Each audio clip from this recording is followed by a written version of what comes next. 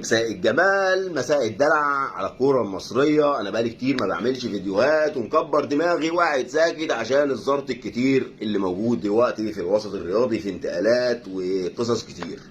لكن النهارده حاجة تخليك تتكلم. ماتش الأهلي وبيراميدز، سيبك من النتيجة والأداء، النادي الأهلي مخلص كل حاجة والدنيا جميلة عادي. لما يتغلب مفيش أي مشاكل، لأن مفيش دوافع جديدة عند لعيبة النادي الأهلي.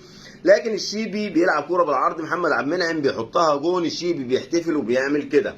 لا، انت ما ينفعش تحتفل وتعمل كده وتقلل من النادي الاهلي. النادي الاهلي نادي كبير وراه جماهير بالملايين. هوب اخوك حسين الشحات هيعمل فيها قلب الاسد، وروح عامل ايه؟ سابب الدين للعيب. يا عم حسين، ده انت علامه الصلاه واخده 3/4 جبهتك، تسب الدين وتضرب اللعيب بالقلم، وربنا محرم ضرب القلم لان ربنا كرم وجه البني ادم. مهما استفزك اللعيب ومهما حصل، ما ينفعش يا كابتن حسين الشحات تعمل كده وانت بتلعب في نادي كبير اسمه النادي الاهلي. والكوره قبل اي حاجه وقبل الملعب، زي ما قال الكابتن احمد شوبير، الكوره اخلاق قبل ما تكون في الملعب. تطلع علينا لجنة الانضباط. ايوه، هتقول ايه لجنة الانضباط؟ وقع اهي مشفية فيديو صوت وصورة والدنيا جميلة وسبدين واقلام والدنيا زي الفل. قال لك لا اجتماع للجنة الانضباط. ليه يا عمنا؟ في ايه يا باشا؟